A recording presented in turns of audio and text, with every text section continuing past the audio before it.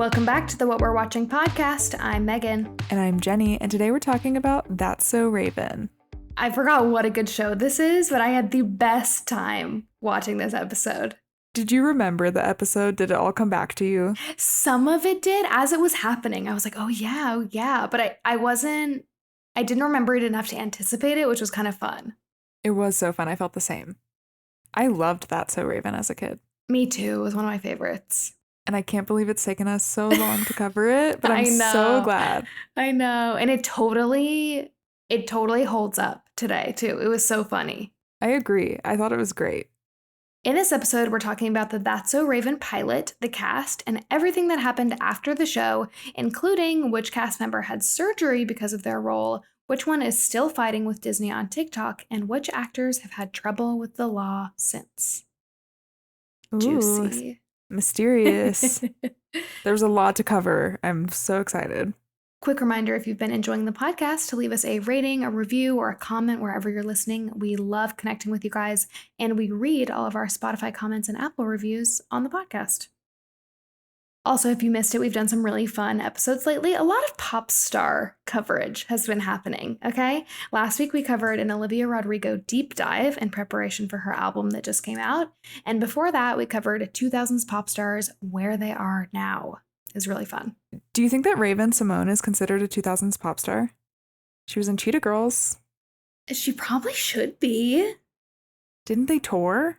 Did she have her own music? I feel like she did. I feel like she must have. Let me look. Yeah. She released her second album, Undeniable, in 1999.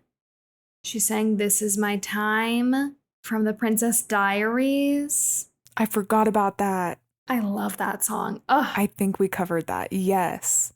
Google doesn't even say that it's from The Princess Diaries. I just read This Is My Time and I'm hearing the song. Perfect. So I guess she should be. Yeah, she should be considered a pop star. So wow, 3 episodes in a row. Yay. Love it. So the logline for That's So Raven, the entire series, is: no ordinary teenager, Raven Baxter, can see glimpses of the future. Watch her schemes and misadventures as she enlists the help of friends, including best friends Eddie and Chelsea, to change life's little outcomes. Raven's younger brother Corey is obsessed with money and creates get-rich-quick schemes to try to earn cash. I forgot that was Corey's purpose. I know. I really felt kind of similar to the Lizzie McGuire TV show. I felt like I could keep going and keep watching this show, and it would be really fun to have on in the background while you're doing other stuff. Agreed. And I think I will keep going. It was super funny to me. Also, you can watch, if not all of, most of the episodes on YouTube, or just on the Disney, I think it's called Disney Live. Their YouTube channel just has them. That's where I watched the pilot. Oh, wow. I know. I didn't know that. Yeah, because I watched on Disney Plus. Cool. Well, hopefully that makes it more accessible for everybody to watch it. That's So Raven premiered on January 17th, 2003. The show went through a bunch of name and character changes before landing on the final version. I didn't know any of this, but it's really interesting. The character started out being named Dawn Baxter in a show called The Future Is on Me.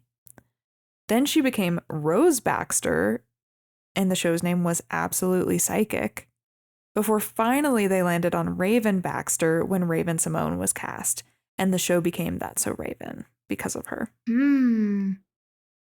This is so interesting because watching the pilot, I was really, really surprised at how little they did to discuss her psychic abilities.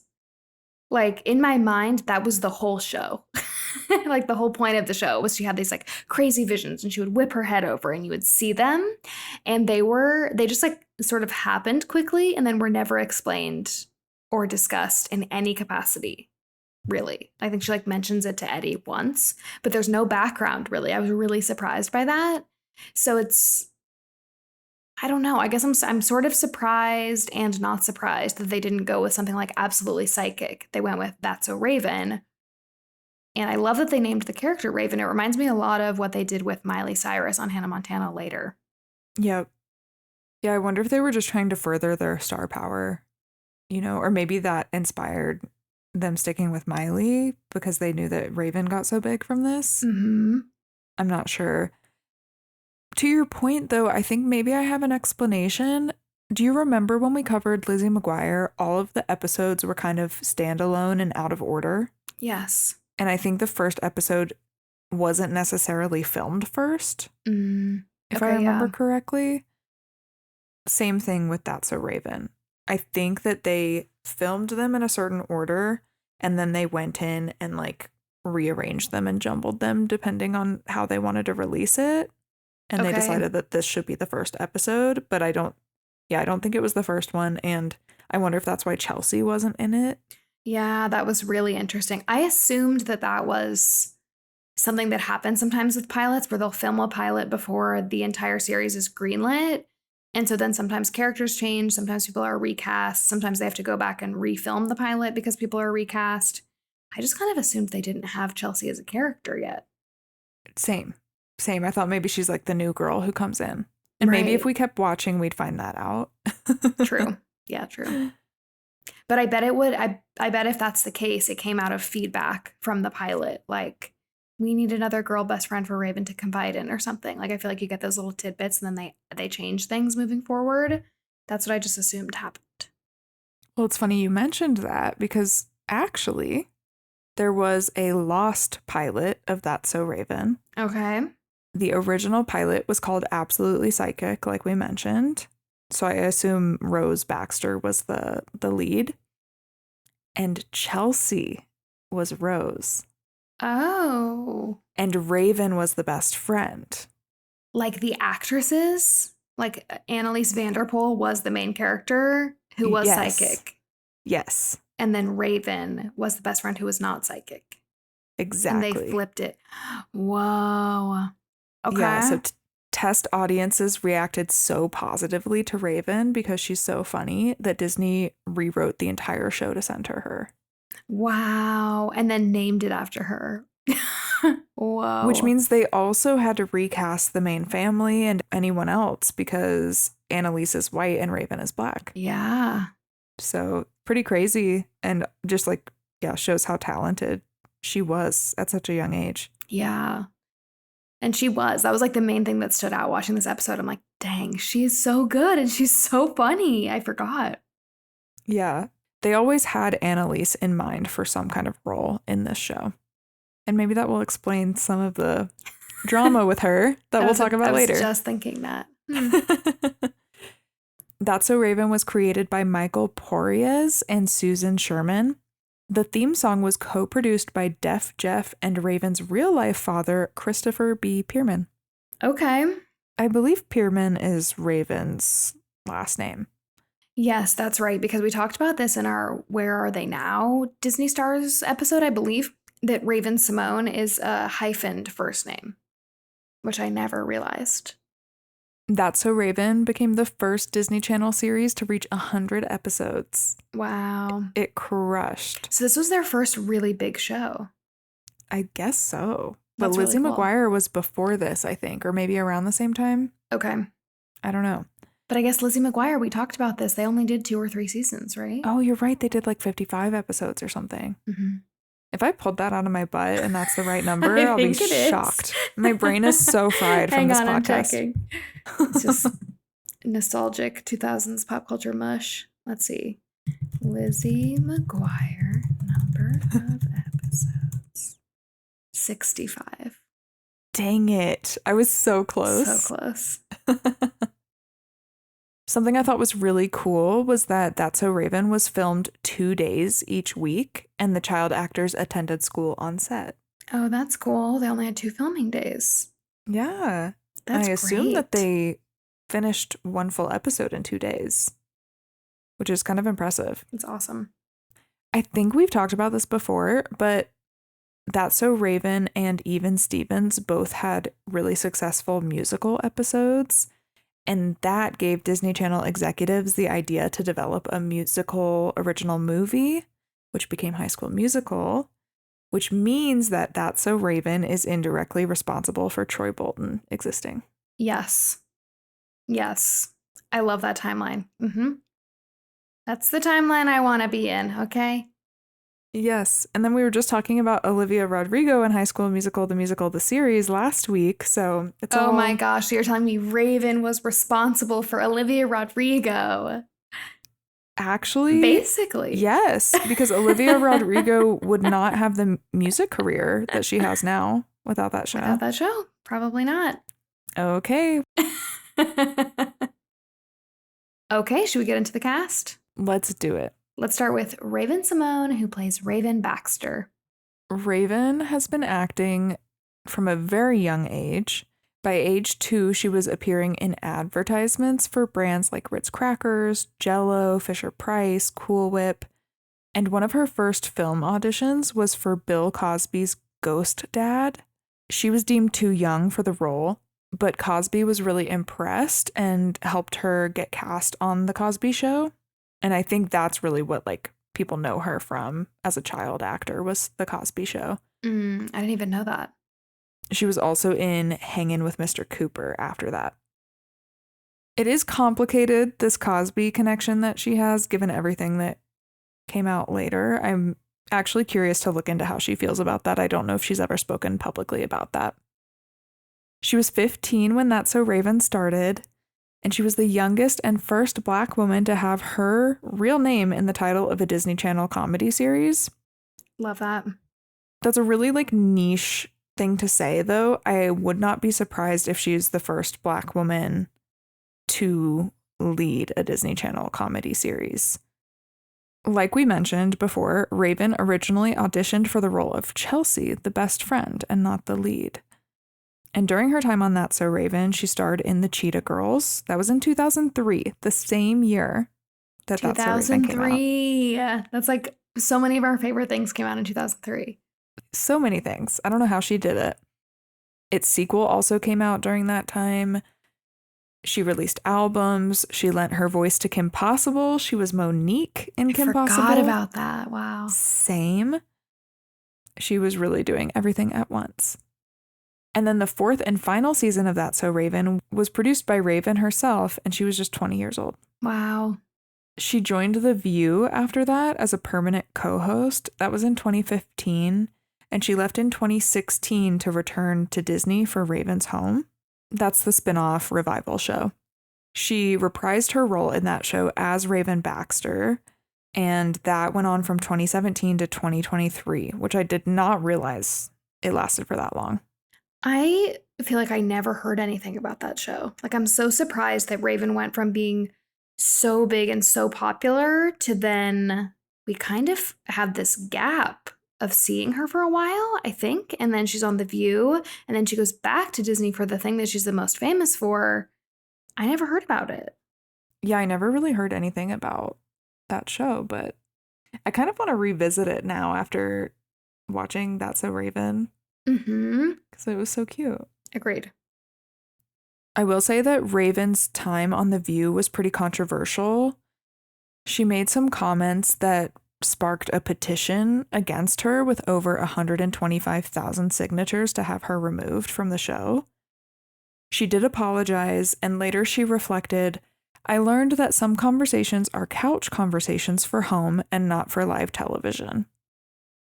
Which I think is true.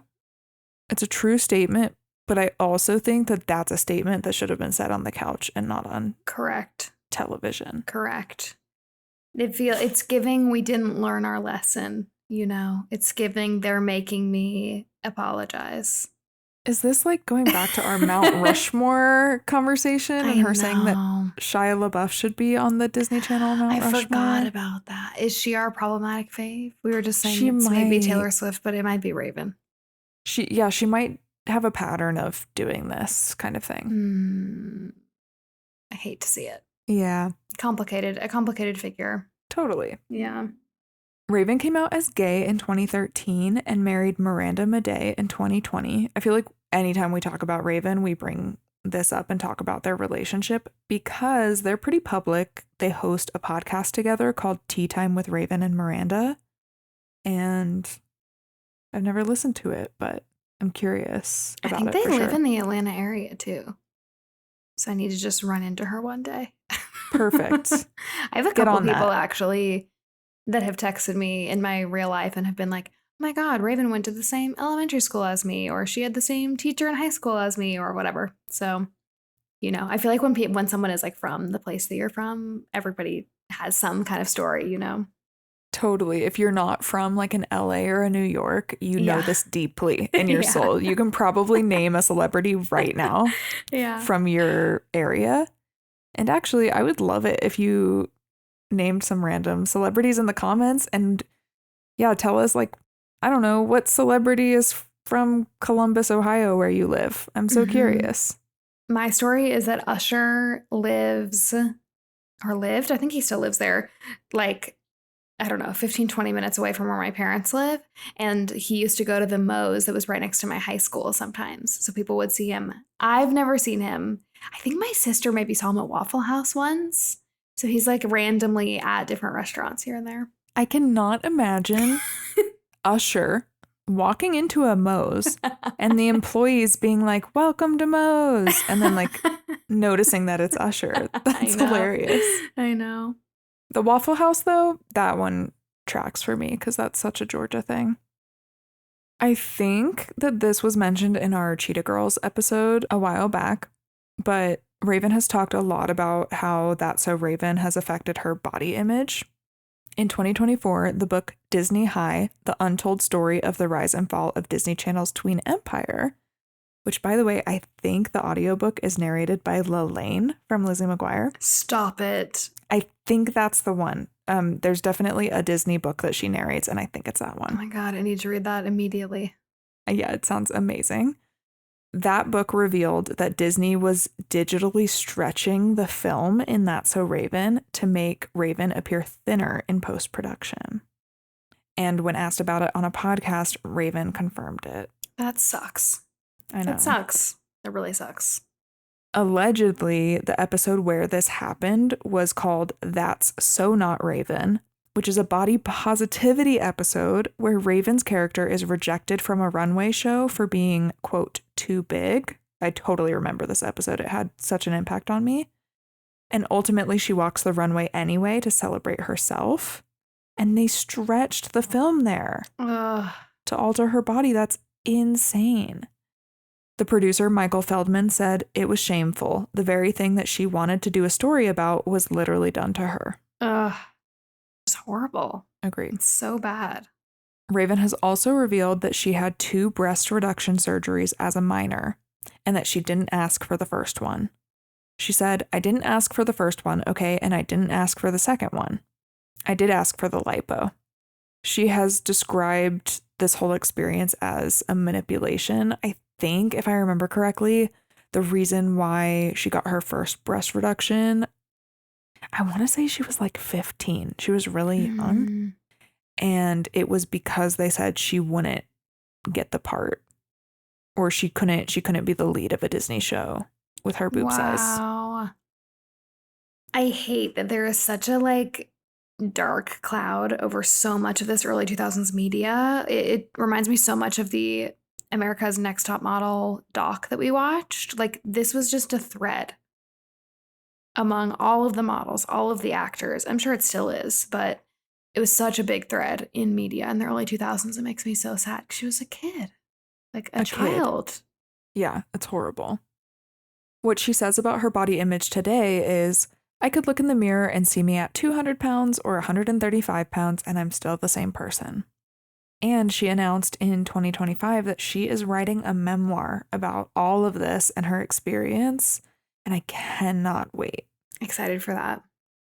Okay, now let's talk about Annalise Vanderpool, who plays Chelsea. And she's not in the pilot, but we can't talk about That's So Raven without talking about Chelsea. It would truly be wild if we didn't talk about her. And there's juice, okay? There's stuff to say. Annalise was originally offered the role of Kim Possible, but turned it down. I think for That's So Raven. My jaw's on the floor. Was it because she thought she was going to be the lead of That's So Raven? Probably. Dang. And then the role of Kim Possible went to Christy Carlson Romano, who we have talked about many a time on here before. And they give same energy to me. Yeah, agree. We'll talk more about that in a minute. Annalise made her Broadway debut in 2007. I think that was after Raven, or maybe in the middle of Raven, as the final Belle in Beauty and the Beast, and the musical had run for 13 years and was their 6th longest running production in the history of Broadway. Wow. Cool. Yeah, so that's really big. I love when I find out that people have like done Broadway. It's just I like know. Broadway is such an amazing feat in my opinion. So I think that's so cool. I didn't even know that Annalise could. What could sing? Yeah, but then I was like, I don't know if she had to sing. I guess she did if she was Belle. If she was going to be the lead of a Disney Channel show, you bet your bottom dollar she was going to have to sing. You're right. You're right. She needed to take her talents elsewhere. They weren't being fully utilized. That's probably exactly what happened. After the show ended, she worked in restaurants to make ends meet while continuing to audition. She said, I needed money, which was very honest and respectable. But sad that you could be in a hit show like that and still not be able to make ends meet. She returned to play Chelsea again in Raven's Home starting in 2017. And in December 2023, she got engaged to her Raven's Home co-star, Jono Wilson, who actually played Chelsea's ex-husband, Garrett, on the show. They got married in December of 2024, and basically that means that she married her TV ex-husband in real life. It's kind of cute. It's cute. It's and funny it's that the Disney writers were like, Chelsea would definitely be divorced by now. And Annalise Vanderpool was like, I'm going to marry that guy. Perfect. So I think that Annalise has like a lot of her life to thank for That's So Raven, given this. But her TikTok is built on really vague Disney drama hints that she never fully delivers on. Like she never fully spills the tea. I've seen like little snippets of this here and there, so that's funny. Same. People have called it tea teasing. And one person tweeted, Christy Carlson Romano and Annalise Vanderpool are so insufferable with the tea teasing. And then they're 40 podcast episodes deep and nothing has been said. Wait, do they have a podcast together? Well, now you're making me think that they do have a podcast together. I'm actually not sure. I think Christy Carlson Romano has one, so maybe they mean that podcast. Okay, maybe they do have a podcast together. I'm not sure. But either way, I think the moral of the story is they keep saying that they have tea and they don't ever drop it. When Raven's Home was canceled, Annalise posted a TikTok laughing at the news, and this was after she was fired from the show. And that TikTok got over 2 million views, and I think that's where I know this like drama from. I think that's the video I saw. Yeah. And then it gets even crazier. This made her have a public feud with JoJo Siwa, who is apparently friends with Raven, and who commented, I think on this very video, saying, 6 seasons and now a spinoff. I think they're doing just fine. Also, look at your account. Your highest views come from talking about the show and Raven as well. Dang. Burn. So weirdly, I'm on JoJo Siwa's side. I was about to say that. Okay, now we have to talk about Orlando Brown, who plays Eddie. Buckle up, Megan. Oh, no. Okay. I was about to be like, I love him in this show. He's so endearing in the pilot. Okay. We have to be so careful about saying that we love people, but I do love his character. I love Eddie. Okay, tell me. Before That's So Raven, he had roles on Family Matters, Waynehead, Sister Sister. Oh my gosh, I loved Sister Sister. We have to cover that. We should do an episode on Sister Sister, yes. We do have Twitches if anybody wants to get some Tia and Tamara recaps in their lives. And he was also in the movie Major Pain. After Disney, his career and personal life unraveled very quickly. He faced multiple arrests starting in 2007. Wow, yeah, so right after. Right after. These arrests were for drug possession, domestic violence, and more. And he also struggled publicly with substance abuse and mental health. This is why I say buckle up. In 2018, he got a tattoo of Raven's face on his chest and neck. No, he didn't. He did. On his chest and neck. Like mainly on his neck, I think. And it's like really big. No. No. Guys, my daughter's just started saying no, and she'll just go, no. That is the perfect reaction for this, I think. When Raven has been asked about it, she kind of doesn't directly comment about it. She skirts around the subject. So we haven't really heard how she feels about it. Understandable. It's creepy as hell. It's so creepy. It's very creepy. In 2018, again, same year, he appeared on an episode of Dr. Phil. Uh-oh. It's already bad. And he made false claims that he was the son of musical icon Michael Jackson. Oh. Saying that his full name was Orlando Brown Prince Michael Jackson Jr. Threw Prince in there. Okay, so this is like an unwell person. Absolutely. We shouldn't be laughing, but okay, it is like unbelievable, I think. Oof. Okay. He has also repeatedly claimed since 2022 that he had a sexual relationship with the rapper Bow Wow. Okay.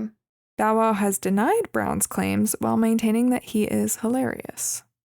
So, who knows? Funnily enough, hilarious seems to be a word that keeps coming up when people describe Orlando who know him. Raven, when talking about his tattoo, actually said that she knew him, worked with him for like 7 years, and that he was so hilarious and just was so talented. And I think she said, and he's still hilarious now. So I don't know. This seems to be good news for him. After becoming sober again in late 2025, so very recently, Orlando opened his chicken restaurant in Phoenix, Arizona, which is called Orlando Brown's $1 Million Fried Chicken. Okay. That feels positive. Yeah, that makes me feel excited that maybe he can turn this around, but it has been decades now at this point of him having a really rough road. Oof.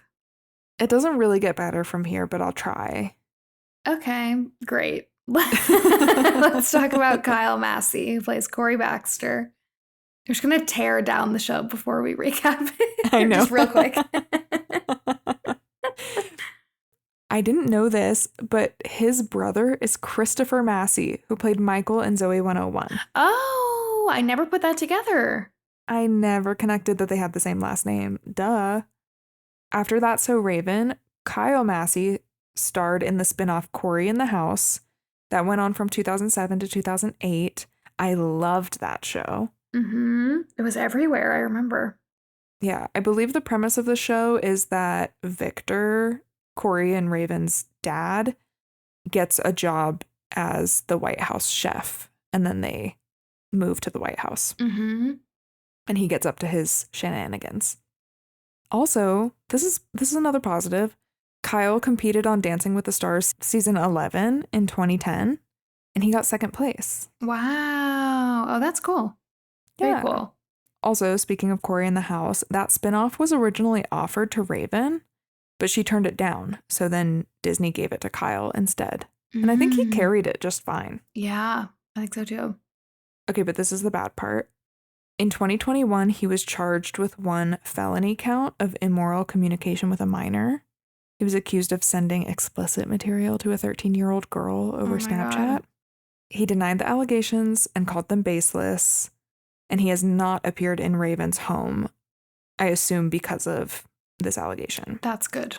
Interestingly enough, though, he's kind of like quit all social media. I haven't seen any new posts from him since like 2022, but in 2025, he was on Raven's podcast. Of course he was. I know. I don't know if they discussed it. I'm not quite sure, but they did discuss a lot of how it was filming That's So Raven. I shouldn't laugh. But Raven just keeps cropping up with these like semi-problematic things that she's doing. Like supporting Shia LaBeouf, a known abuser. Yeah. I don't like it. I don't think Kyle has been convicted of anything, so, take it how you will, but not looking great. Okay, now let's talk about Rondell Sheridan, who plays Raven's dad, Victor. Promise this one is lighter. Before That's So Raven, he was a working stand-up comedian, and he had recurring roles on Minor Adjustments, Cousin Skeeter, and The Jamie Foxx Show. He also appeared on Hangin' with Mr. Cooper, which is what Raven was on. He directed several episodes of That's So Raven and Corey in the House. And he's the only person to have been a main cast member on all 3 shows in the That's So Raven franchise. So that's So Raven, Cory in the House, and Raven's Home. Cute. I forgot how much I loved him until I was watching the pilot. And I was like, oh, the dad was one of my favorite characters. I forgot. His character was so good. This is a really funny fun fact. He has performed stand-up comedy on Royal Caribbean and Disney Cruise Line ships. So he's a cruise comedian. Cool. Can you imagine? Special guest. When someone's a performer for like a cruise ship like that, they got to go on the cruise, right? I think they live there, yeah. Or do they like pick them up? No, they're on the cruise. I think they're on the cruise the whole time. And I think they do that for like months and months at a time. Do they stay like separated from the guests, or do they just become buddies with them? I think there is a staff area of rooms. Okay. Because they also have like waiters and concierge people and like dealers at the casino. If there's a casino on the cruise, like there's so many staff members, house cleaners, like everyone has to stay on the boat. They can't leave. I don't know if I would like that. No, I don't think it would be for me. But I feel like Rondell couldn't. I feel like he has the personality and charisma that would be perfect for him. Last but not least, we have Takia Crystal Kima, I believe that's how you say her name, who plays Raven's mom, Tanya. She's from Living Color and Jackie Brown. And in 1988, she legally changed her name from Crystal Walker to Takia Crystal Kima because she felt her last name Walker was linked to slavery and she wanted a name that connected to her African roots. I thought that was meaningful. Yeah, cool. She left That's So Raven after season 3 for what was rumored to be creative and personal reasons. In the show, they actually wrote her character off as having gone to England to study law. But the real reason why she left That's So Raven after season 3 was to care for her grandmother. Oh. Also, in what world would that mom have left her kids to go to law school? No. That wouldn't have happened. No. Anyway, she stepped away from her career entirely for a period, even after her grandmother passed, and she has said that she never regretted it. Oh, that's really nice. Yeah. Family's what matters. Also, I think this is current news. She has her own network called the Kima Network. Very cool. Yeah. I love that. That makes so much sense that that's her story because when I saw her in the pilot, I didn't immediately remember her. But I remembered everyone else very well. So maybe I mostly watched some of the later seasons of That's So Raven. You must have, because I'm the opposite. I do not remember her ever not being in the show. Okay. So, interesting. Okay, should we get into the episode? Let's do it. The pilot is titled Mother Dearest. So the episode starts and we're in a classroom and the teacher, Mr. Petrocelli, asks what the first capital of the US was. Tell me why I forgot this. I was watching and I was like, New York. No. Wait, what was it? I don't even remember and I just watched the episode. Philly? Oh, was it? Now I can't even remember. I think you're right. That sounds right. We're not a history podcast. We're not like Raven, okay? Raven's hand shoots up immediately and he calls on everyone but her because he only likes to call on people who don't know so he can embarrass them. For his next question, Raven doesn't raise her hand, and so of course he calls on her. She explains that when her hand is down, she doesn't know the answer. And he makes a really snarky comment to her. And then Raven gets a vision, and we zoom in on her eyes, and we see that her vision is her classmates cheering her on for telling Mr. Petrocelli off. Because of this vision, she gets some newfound confidence, and she stands up and she tells him off for only calling on people who don't have their hand raised, and says that he has more fun embarrassing students than teaching them. She says that the whole class has her back on this, but they all duck and scoot away from her, and they definitely do not have her back here. They're terrified. Raven earns herself a parent-teacher conference tomorrow. After class, her classmates clap for her just like she saw in her vision. And then we cut to the theme song. Fun fact. First of all, I love this theme song. It's so good. To this day, sometimes it will just get stuck in my head randomly. The theme song was sung by Raven-Symoné. Orlando Brown, who plays Eddie, raps the verses, and Annalise Vanderpool, who plays Chelsea, contributes backup vocals on the chorus. That's fun. I love that. Then Raven tells Eddie that her parents are going to freak, and he tells her to just fake sick, like to get out of the conference. But Raven says that she needs something more than fake vomit, so she goes to her little brother Corey for advice because he is the master of manipulation. And for $5, he teaches her the 3 C's: cuddle, compliment, cry. And then their mom yells for him, and he says he really screwed up in school today, so Raven might want to come and take notes. Raven and Corey head into the kitchen, and we meet Victor and Tanya Baxter. I have to say, their kitchen is what I remember most. Agreed. They have this cool, like, diner booth seating. It is so fun. Tanya tells Corey that he better not cuddle, compliment, and cry to get out of this one, and then sends him to his room. She's on to him. Raven takes her $5 back. And then Raven tells her parents not to be so hard on Corey because he's just a kid, and kids, they make mistakes. And her parents think that her defending her brother is a sign of maturity, not a sign that she needs to confess something. And so they start calling her the new Raven, like she's this new mature version of herself. And they say that they can't remember the last time the school called them because of her mouthing off. So they surprise her with an early birthday gift for her good behavior, her very own phone. And she feels so guilty. She can't bring herself to tell them. Raven calls Eddie on her new phone and says that she can't let her parents down because she's the new Raven now. So she plans to talk to Petrocelli herself. Then she gets a vision that he yells at her to go get her mom. And she says that didn't go too well. Then she sees some clothes in her room and she gets an idea. So Raven basically dresses up as an adult and tries to pretend to be her mom. So she wears this purple outfit that she stuffs, and she wears a wig and fake teeth. And even Eddie, her best friend, doesn't recognize her. She goes into Petrocelli's room pretending to be Tanya, her mom, but Petrocelli says that he needs to speak to both her and Raven together, which is a problem. So she runs to the bathroom to change back into her regular Raven outfit and take off the costume. And then when she goes back to Petrocelli, he says, again, that he needs to speak with both of them. And he yells at her to go get her mom, which is the same thing that happened in her vision. So Raven does the switch between her and her mom enough times that it makes Petrocelli tired. And he just doesn't want to speak with them anymore. And so he's going to go home. And so Raven dances in her purple outfit down the halls in celebration.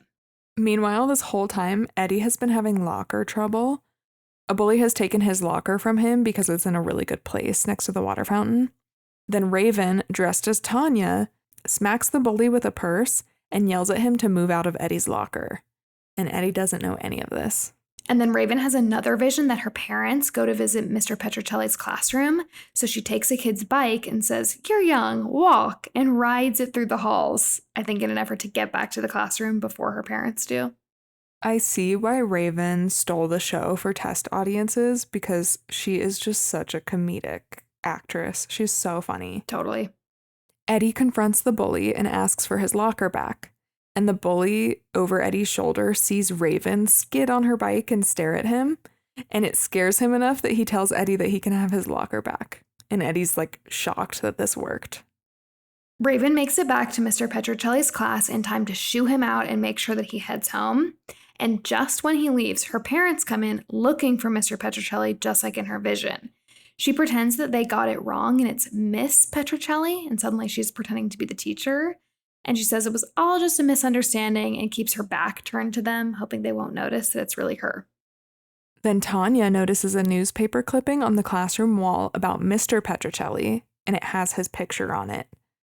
So both of Raven's parents are on to her because she nudges Victor to show him the picture. And they both say that they were just talking to Raven about how mature she's becoming, and they wonder why she didn't come to them if she was having a problem in school. Raven says maybe it's because they expect her to be perfect and even called her the new Raven. And then she says, "Or so Raven told me," or something like that. And her parents comfort her, even though they're still keeping up the ruse that she's Miss Petrocelli. And they say that they want Raven to feel like she can come to them with anything, and she's allowed to make mistakes. They say that if Raven doesn't know that, then maybe they're not doing their job as parents. And Raven says, "Raven thinks you're doing a great job," and she takes off her wig. Victor and Tanya fake being surprised. And Raven is like, "Okay, when did you find out?" Her dad says, "When your butt went left, you went right." And Raven says, betrayed by the booty. This was really cute. I loved this scene. It was so funny. They do take her new phone away for 2 weeks, and Tanya comes into Raven's room wearing the purple outfit and asks what mother she was thinking of when she put that outfit on. And Raven says, "You look bootylicious." And that's the end. Yay. Yay! That was so much fun to cover. It was so cute. We need to do more of these Disney Channel show episodes. I love them. I was just going to say the same thing to you. They are so fun, and I love just covering the pilot of something. Mm-hmm. We have Kim Possible, I think, is on our list. Even Stevens. Good, yes. I don't think we've done Wizards of Waverly Place. Have we? I don't think so. You guys will have to tell us, because I kind of feel like we might have. Did we? I think we did the movie. Well, did we do the movie? I don't think we did Hannah Montana.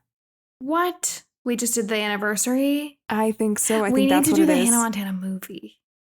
Ooh. We have Oh my gosh, to. we have so many. Ugh. Okay, this is good. When we first Sister, started the podcast, Sister. Sister, yes. When we first started the podcast, we were like, oh no, if we're only doing nostalgic things, because spoiler alert, we were only going to cover new movies that came out in theaters and then somehow like fell into this nostalgic niche and everyone really liked it and we do too. But we were like, we're going to run out of nostalgic things to cover. And that just has not been the case at all. Joke's on us. There's always something. Well, this was so fun. Thank you guys so much for listening to this episode. Reminder to send this episode to a friend. If you know anybody else that loved Disney Channel growing up, whenever you guys share the show, it means so much to us. So thank you. Yeah, I'm sure there's a friend that loves That's So Raven just as much as you. Let's spread the love. Thank you so much for listening. And we'll talk to you next week. Bye. Bye.